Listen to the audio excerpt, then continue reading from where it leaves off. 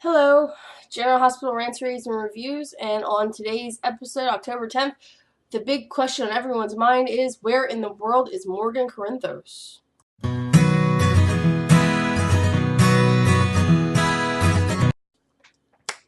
Yes, so today's episode, a big mystery of where's Morgan? Where in the world is Morgan Corinthos? We don't know. Everybody's seen him. Everybody's concerned. That was like the question of the day on everybody's lips.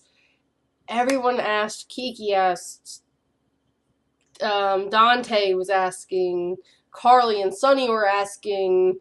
They were probably asking each other while they were in the middle of having sex, because that's their main pressing concern anymore is Morgan. And that would be creepy. But,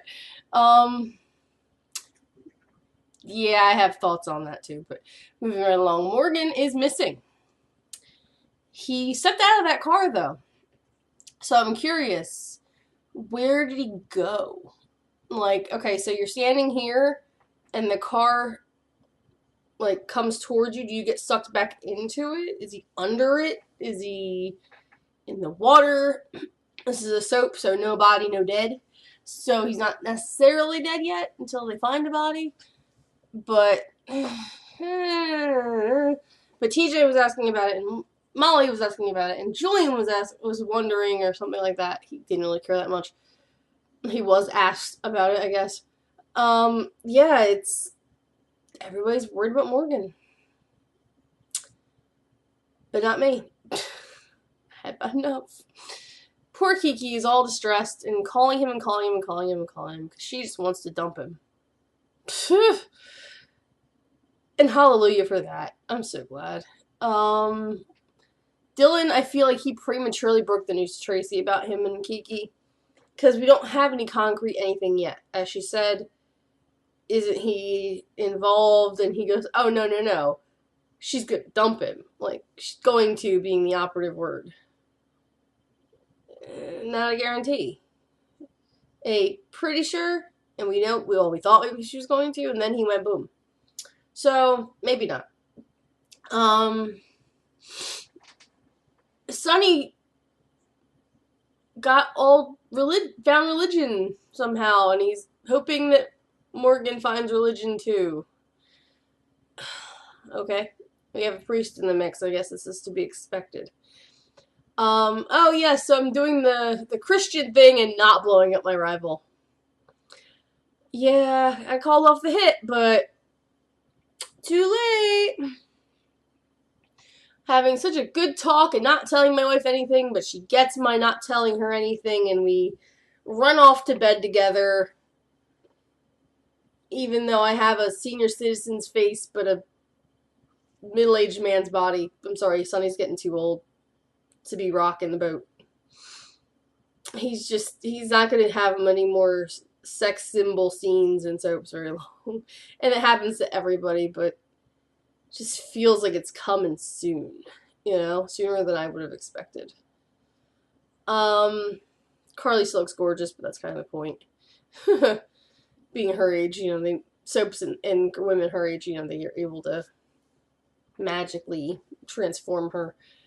But yeah, Sunny just looks ragged anymore. But one thing I did notice, Sunny, I'm going to assume he's on similar meds to what Morgan is, considering he's had bipolar for years and years and years. He drinks like a fish. How is that possible? That Sunny's able to pop the medication off screen, mind you, that's fine. But he's drinking. So, that doesn't seem right to me. But no, you dare drink, Morgan. You know what that does to your meds. Not that he's actually taking them anyway. Yeah. So, just an observation I had. It's just kind of weird. Hayden Rachel got a card and some champagne from a random dude at the bar who they never showed. Oh yeah, I know. Hey, boyfriend Finn, Hamilton Finn, who, is my boyfriend in every way, shape, or form ever. I'm going to tell you that I'm thinking about go having a date with this businessman who could get me a job. No, Hayden Rachel, no. Finn isn't the best looking guy on the soap, but you gotta stick with the guy who actually cares and isn't just trying to get in your pants because your stepdad, your adopted father, there you go, is a shyster. He's like, oh, this is a novelty. I banged Raymond Berlin's daughter. That's all he's after. I'm pretty sure. Tracy didn't react well to them telling her about the possible sale of the hospital. Still not convinced that's gonna happen. That's just me. Poor TJ was still there with a busted lip, but he was at least able to tell Dante what happened. He was the only witness to the car theft, which was good. That somebody was there. Poor Molly was trying to support him and everything. And she was worried about her cousin off the bat, which, nice, I guess.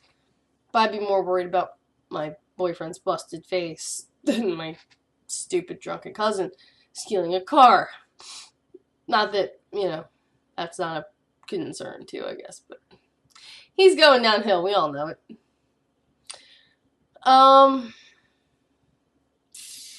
Yeah, so then Jason is searching the scene, and he's all upset, and he's beat up a little bit.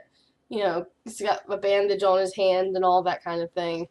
And he's trying to tell poor Dante, and Dante's, tears. He's crying. He's concerned about his little brother, which was nice to see him act that way over something that wasn't cheating on his wife. Because usually he doesn't show that much emotion. Until the I screwed up moments. But, and then Julian dopes over after firing his poor inept bodyguard. That guy was a joke. He was really kind of funny, though. It was so sad and funny, this guy. But he fired him, and then he left him. And he went over to where his car was located. And he found Dante. And Dante held it together really well, talking to Julian. Didn't give away who it was or anything. We don't have the whole story. It was a good way to temporarily hold Julian off from anything. That was good. So that was cool. Pretty good. And then Carly goes to the hotel. Oh, somebody set a sprinkler off. Blah, blah, blah. Cheesy sex joke. Insert here. And then, so she runs off. And, Jason, ragged and haggard, walks in the door. Dude looks like he just wrestled an alligator and a bear simultaneously. He's got bandages and dirt and bruises and blood. He's tired. He's probably a sweaty, stinky mess. What happened to you, Jason? It's Morgan. Cut. Morgan was the name of that alligator bear that you wrestled. I'm kind of happy that Jason's the one to break the news. I want him to be the one to tell Carly, too. So, him and Sonny hop in the car and take a ride for poor Carly, who doesn't seem to know what's up yet. She seems to be in too high spirits. Last character I'm going to touch on is probably Nell. Because, now she's some universally loved super genius for getting tickets to this kid's concert who nobody over the age of 20 has ever really heard of. And I'm guessing that kid's going to be on the show as a result of these tickets. But then, after she tells Kiki what's going on, she conveniently left out the most awkward kiss ever in a soap opera ever. And then, after she tells Kiki, and Kiki's like, oh, it's so hard, and she leaves, princess, her rage came out. I'm like, what is with this weird attachment and hatred to Kiki, attachment to the Corinthos? I don't get it. It was weird. That kind of further cements my thinking that she's connected to one of the families, Corinthos, Jacks, or otherwise, a little more than we're knowing about. Maybe the Spencers on Carly's side. It was just creepy. I was not comfortable with this. Okay, so I think it pretty much wrapped up the whole episode. What are your thoughts? Finn and Hayden Rachel, do you think they should just bite the bullet, suck it up, and get together already? Because that's what I'm feeling like. Quit dancing around the issue and just go for it. Morgan's missing. What do you think? Do you think this brooding mid-20s kid that they're talking about casting is going to come back out in November as a recast? Do you think he's going to bite the bullet and they're actually going to send Morgan off for real this time? I don't think they've ever killed him. I'm fairly new to the game. I'm only 3 years deep in General Hospital. Do you think they're going to kill off Morgan for the first time? I think it's the first time. Or what? Kiki. Do you think Kiki's ever actually going to get together with Dylan now that all this is going on? If she doesn't and she fails to do this, I think Tracy's going to give her a piece of her mind for building up her wounded son. Kiki does like those wounded birds. And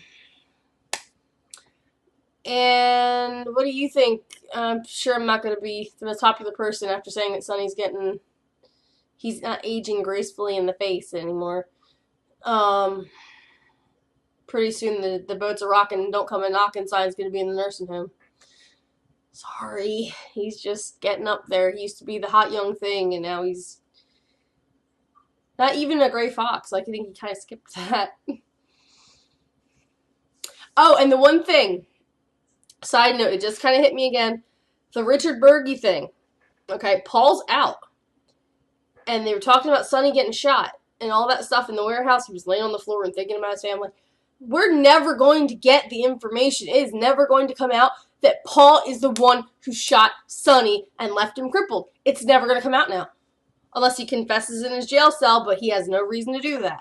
That makes me kind of angry that we're never going to actually have any kind of anything for that, and they're just going to write off the assumption, let him write off the assumption that Julian did it. Just one more thing to check off on the Julian's a douche box, you know? Like, it's messed up. I don't like that they're just letting that play off, and he's dancing off into the sunset in jail, and I forgot about it too. Everybody forgot about it. They're just leaving it be. Plot hole city. Ugh. Paul shot Sonny. Oh my god. Remember. Never forget. Paul shot Sonny. Okay, with that, I'm done being an idiot. And I will see you guys tomorrow. Till then, bye.